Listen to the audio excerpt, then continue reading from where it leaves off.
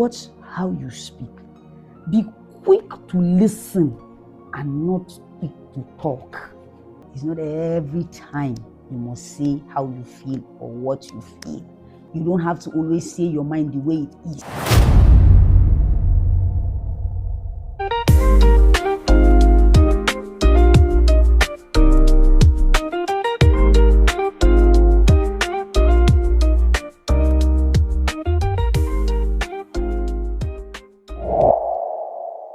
Hi people, so I want to talk to us about something very important, something that I feel is a common mistake we make as individuals. I'm coming to discover that in life, a lot of people have lost favors with people. A lot of people have burned down relationships, have burned down bridges, simply because of the things they say, because of the speech, because of their words. If you are going to go far in life, if you're going to keep relationships, if you're going to maintain relationships, you need to be careful with the things you say. You need to be careful with what you say to people.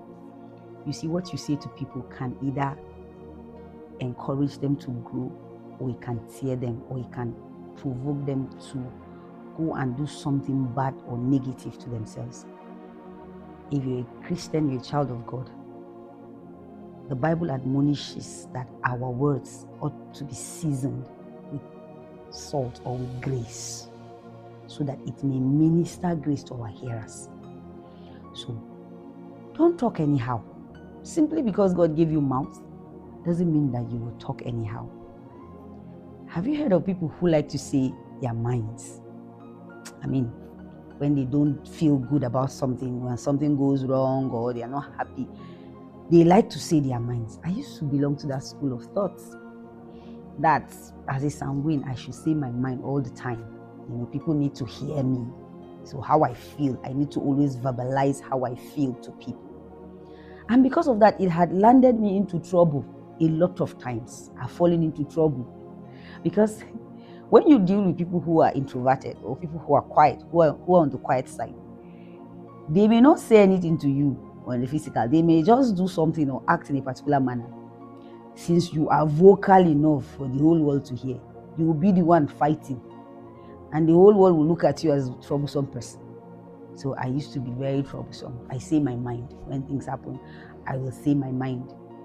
Something happens in the quiet place, nobody's there, somebody gives me an attitude, or there is a reaction I get from people, I am quick to verbalize how I feel. I say it in public.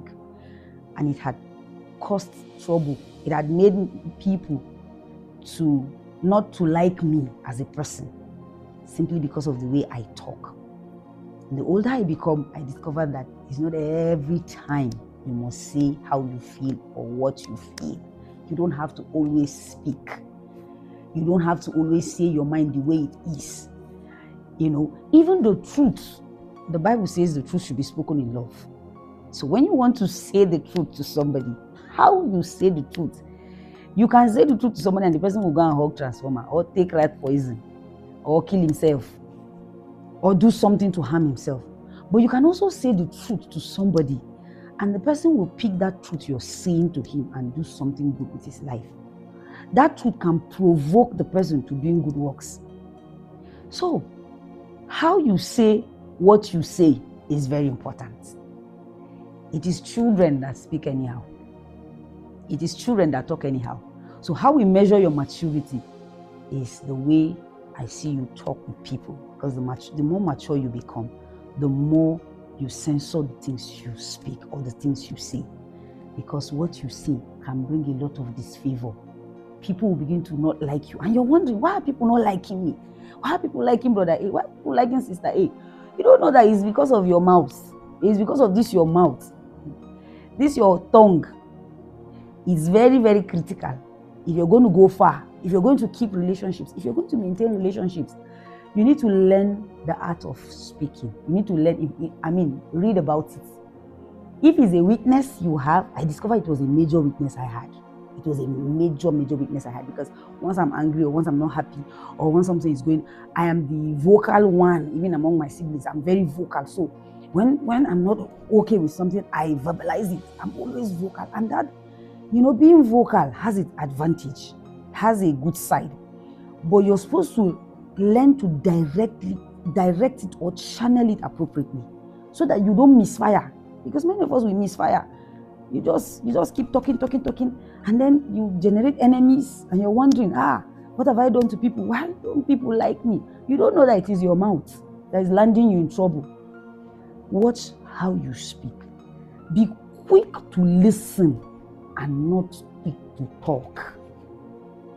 People will come to you. People will confide in you. People will be attracted to you if you are quick to listen and not quick to speak. Because sometimes people will come to you with challenges, and all they need is a listening ear. Have you been wondering why your friends don't like confiding in you?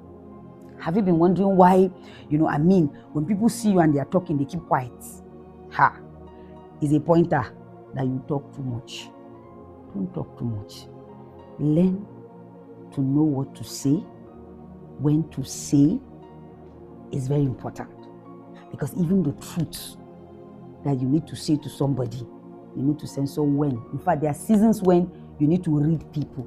It's not every time you can say the truth to certain people. Some people, when you say the truth at the wrong time, you will get a beating. Sometimes that truth you're saying, the person will just look at you and mark you in his heart. And for all intents and purposes, a door has been shut for you as long as that person is concerned. So, let's watch how we speak. Let's speak grace. Let's speak with salt. Let's speak encouragement. Let's speak to provoke people into good works. Not speaking to condemn. Don't be quick to talk. Listen more. If it's a weakness, accept that it's a weakness, then work on it. Learn to listen, but speak less. And when you're speaking, say things that will encourage people. Say things that will build people. Thank you so much. I believe this is a blessing to someone. See you next time. Bye.